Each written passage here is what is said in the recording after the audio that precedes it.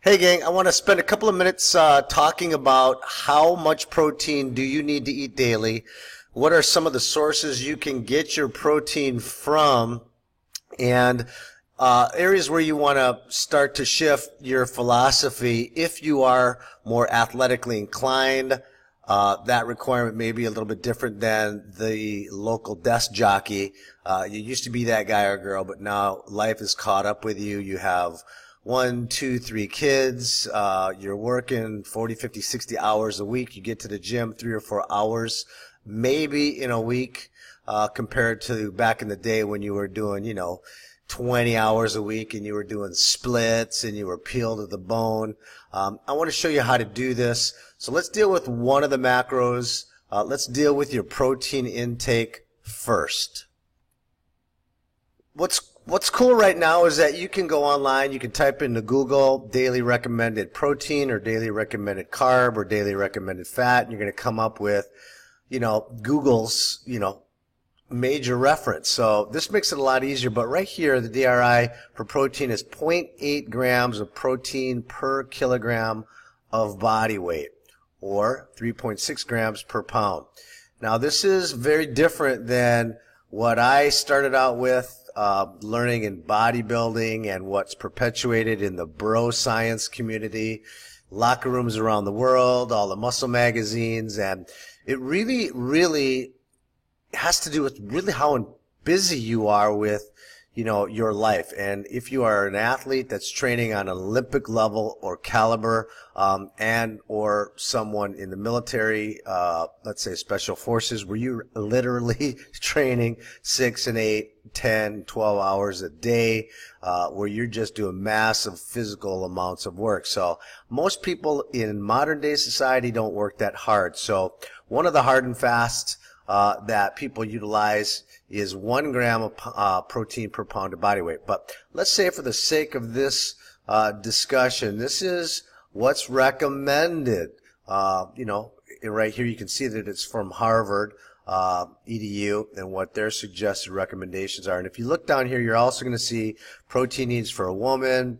Again, using whether or not you're male or female, it's the same 0.8 grams.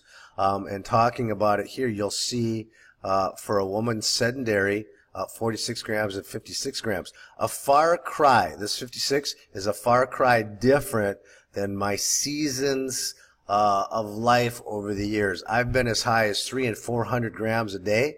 Just imagine, I can just hear my medical professionals from here with their eyes rolling back in their head and falling over from kidney disease. I'm not out of the woods yet. Admittedly, I know that things take decades sometimes to surface, and this is pretty much the message for this. But if you can achieve a look for yourself on the minimum quantity of work in the gym and a minimum quantity of food that you have to eat to maintain that and then still live a good life, that is probably, I would say, a better goal. If I were to talk to my 20-year-old self, I'd say just, get on with your life, don't kill yourself in the gym.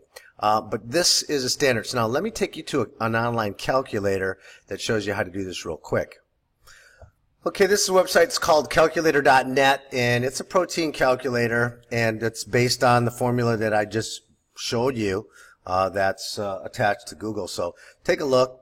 Now I'm going to plug my numbers in here. At 57 years of age, 5 foot 8 inches, and my current weight at 164. And now here's a drop down. Your basal metabolic rate means basically if you were in a hospital bed, how much would you need if you were just sitting still? Let's take a look at that just so we can get a comparison. And I think the numbers show up here. So calculate those numbers, and this is the American Dietetic Association. They're saying 60 to 74 grams per day. CDC recommends 38 to 132 grams per day, depending upon your activity level. Okay, so this just helps you to maintain basic weight to stay alive. You're not really active. Now, let me plug in. Sedentary, if you were sitting at a desk, lightly active. I'll use mine. I'm pretty active. I train most days of the week, 2 to 3 hours. I go longer, but I don't go as hard. When I was, in my 20s and 30s, it might have been a 90-minute workout, really, really hard. Now it's a fairly hard workout, but I'll spend longer sessions. So let's calculate that number, and here you go. ADA is talking about 74 to 134 grams per day, and then CDC recommends 265 to 227 grams per day. Now, again, this depends on how aggressive you are. If you want to go over here, pop in kilograms, I think that will give you a slightly different number. Okay, but let's use US numbers. And typically, I'm somewhere most of the time above 140 to 150 grams per day. That's a number that I use to, typically maintain a certain degree of muscle based on what I like to see on my body. Now, I will back this up and say that you do need to check your body composition. I use DEXA scans. I'm very familiar with what the mile markers are, or the body markers on my body are, to let me see what level of body fat I'm at. If I can see veins in my lower abs, from my armpits down to my pelvic, my superior iliac crest on my pelvis. That's pretty fancy terminology, but that helps me to determine my level of fat. And I could be floating somewhere around 10% fairly easy throughout the year. With a little effort, I can stay at 8 to 10. But ideally for competitions, the guys get somewhere around 3, 4, 5%, depending upon how that level of body fat looks on your body. Now, if you're interested in quality of life, these numbers are going to be different. But I'll talk about that a little bit more here, and sources and how you can get this during using the plant-based nutritional program. Okay, now I wanted to include this other real quick diagram for most people that want a quick ready reference guide without the calculations. If you come in and around this, whether you're in Europe or in the US, and you look at these numbers here, I'll typically use the 165 since it's closest to 164, and it'll tell me actively a range. Okay, and as I mentioned in the previous section, I clock in at about 140 grams. That helps me. As I mentioned, I've been as high as 300 and 400, but I don't think you need as much, because with the additional carbs that you take in with the plant-based nutrition eating, carbohydrates are protein sparing, so you don't necessarily need as much. I formulated that higher protein intake when I utilized the ketogenic diet, which pretty much reduced, eliminated, and almost removed all carbs from the diet. And, daily intakes might have been as low as 25 grams net carbs, meaning taking your total carbs and then subtracting your fiber. So on a given day, I might take in 100 grams of carbs. Let's say that day I had 50 to 75 grams of fiber from all the vegetables that I was eating. Subtract that from my total to be 25 grams net. The very crazy feelings emotionally, dopamine, serotonin levels off the charts, very emotional, not necessarily productive for regular day-to-day operations for most people in the real world. As an athlete, you train, you sleep, you stay in, you pretty much become a hermit to get ready for a show, because you're emotionally just a basket case because of this lifestyle of the ketogenic diet. It has its benefits. Medically, it was used in the early 1900s for people that were dealing with epilepsy, and it was found to help them stop having seizures. So, you can't throw the baby out with the bathwater and make assumptions to jump on a diet that you know nothing about. It's pretty, I would say, very important to get some background on it. So, but for this discussion, the plant-based nutrition or base program is probably the best thing that I've seen. And then for that individual just can't shake or hasn't transitioned away from meat, fish, and fowl, you're going to deal with this in your own time, but it's taken me quite some time to get to this place. So looking at what my numbers are here for my intake daily, let's use, 135 here for the diagram. Let's go to this next chart. So we know our number, and I'm just off the top for me, if it was 140, I look at beans right now, because beans are much cheaper, and I'll show you in another slide, than just the other meat-based proteins, obviously red meats, fish, fowl, eggs, dairy. You can get a lot more protein, but you're also, if you're looking at the ketogenic lifestyle, now you're like, well, gosh, I have my protein number, but look at all my carbs. There are some, I love black beans. Here's mung beans at 49. Where did I see my black beans? Somewhere down here on the list. Yeah, back on the bottom. Here at about 39 grams. And I believe, yeah, this is per cup uncooked. Calories are ridiculous. Let's say, you're trying to take in 13 to 1600 calories. This is almost half of your daily intake. So you want to look at some of the beans. Not all of these beans are my favorite as far as flavors and taste, but if you look at protein content and carb, soybeans look good. A lot of research is talking about the effects of estrogen in the body and what it can do for pre-existing cancer conditions for certain individuals. So I would look at the research on soybeans before I decided to jump into full use. Occasionally there is a limit. I have a doctor in my schedule right now. He's done a lot of research with this to help understand what those exact limits are for people. I just don't personally like soybeans. So I go to my go-tos. Off this list, I'm going to deal with lentils. I'm going to deal with my black beans. I'm going to deal with black-eyed peas. I love pinto beans. I love kidney beans.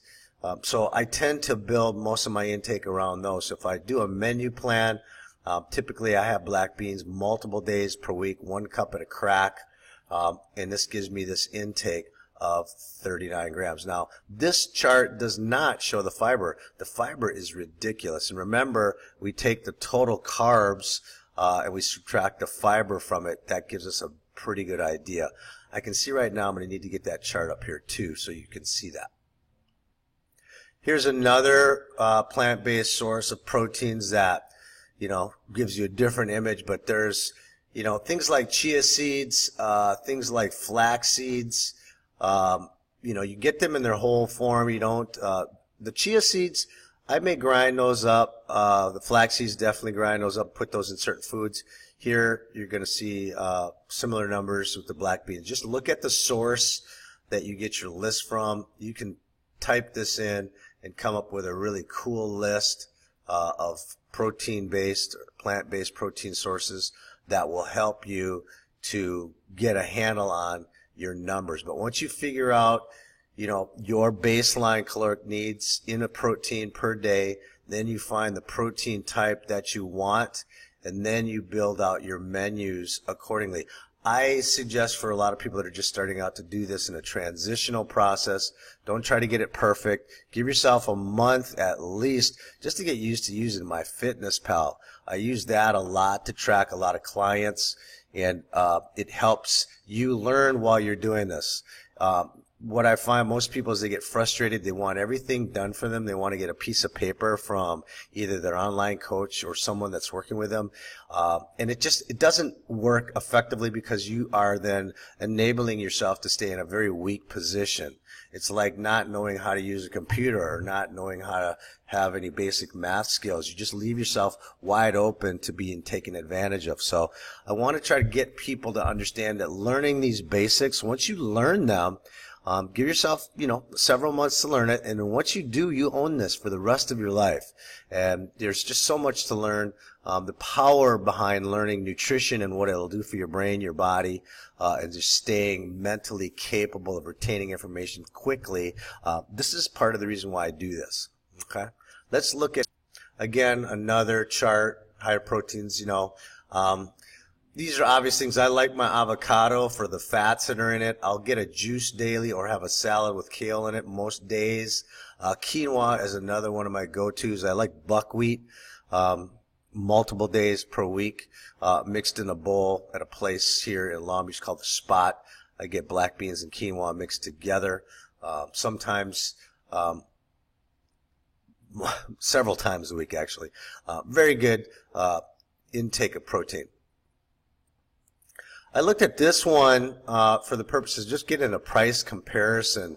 When you start dealing with beans in general, look at the difference. It's like 20%, 80% less than just buying meat. And these numbers are from USDA February 2014. So you can see here using black beans and this 130 calories versus the 270. So we're missing out here. This is the big one, the saturated fat. This is the thing that's causing, you know, the high blood pressure, the cholesterol challenges, the heart disease. We really want to get this down in understanding. Zero fat, 18 grams of fat. So it's the fat intake in the meat, fish, and fowl groups and the dairy, mainly the saturated fat, that's causing a lot of the challenges. You know, understanding that alone with meat sources is pretty important. I'm not saying don't eat meat ever again, or eggs or chicken or fish, but if you were to cut it down gradually and then eventually either eliminate one or all of them down to the minimal amount that you needed, or even a rotational pattern where you had, you know, red meat once a week, you had fish once a week, you had eggs, you know, once a week, you know, it would be such a practical way to do this. I know true vegans, and they'll get on the, you know, their podium and say, well, that doesn't count, that's not completely vegan. Well, I'm talking about plant-based nutrition and using the minimal amount of those items. If you want to do that, great. If you can't break that umbilical cord from your meat, fish, and fowl, you know, hook up, hang up, what have you, whatever way you want to look at it, then don't. You know, that's fine. But I will tell you that you feel incredible when you cut that stuff out. Okay? Okay, I built this out real quick just to utilize MyFitnessPal and show you, you know, a layout that I typically will use with someone here. And this one includes some eggs. This includes some chicken for obvious reasons. Some of the different items that might be in certain meals, even some cheese, so just so you can see a variety of foods. But what we want to do is understand that if we have a certain carb intake, and let's say in this instance our goal is to get, you know, at 100 grams, which is what I typically might use in a ketogenic diet, I will look at the fiber intake here and then take this number and subtract it from the 188, which would give us 147 net carbs. Okay?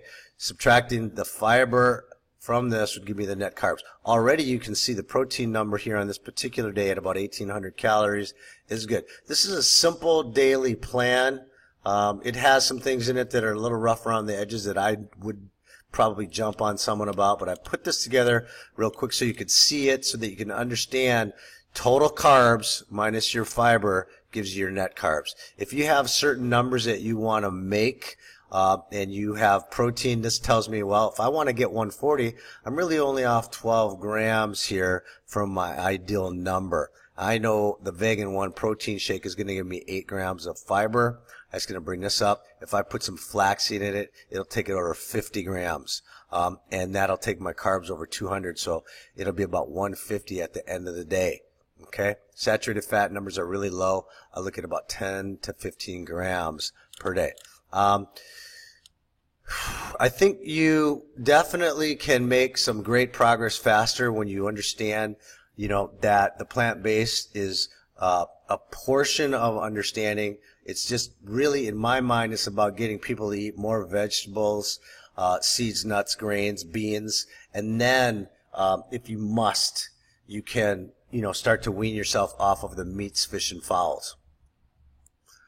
Hopefully this helps you a little bit with your understanding. If you have questions about it, you know, like I said, getting a prefab list, you know, and following some competitors' eating program online, unless you have someone that helps you break through hurdles and roadblocks and things that may be a challenge in your understanding, because everybody learns at different rates. And a lot of the dialogue I hear from most people as well, you know, if they get a list, they misinterpret some of the food items, or they just don't know how to measure, or they don't want to measure. They have the idea they want to get in great shape, but they just don't want to do it, you know, with that extra step, the work. So there are stages. I go from, the Seafood Disneyland stage to Clean House, and then stage 1, 2, 3, 4, 5, and 6 for the competitive athletes. There is, a season of life for each person, 20s and 30s and 40s and 50s and 60s. Right around your mid-30s, ladies, your body clock, your hormonal clock starts to go through some major shifts. If you've had kids, it's one shift. If you haven't had kids, it's another shift. Endometriosis, menopause, just a host of different hormonal fluxes that go on that I've had experience with. My doctors also help out a great deal with the understanding of that. So if you are still struggling with some of the process, give us a call. Take a look at www.m2prodesign.com or call me at the office. My 24-hour service, 562-435-4639. You can reach us or PM me here on Facebook. All right. Okay. I hope this helps. Ask questions and we can coordinate an answer.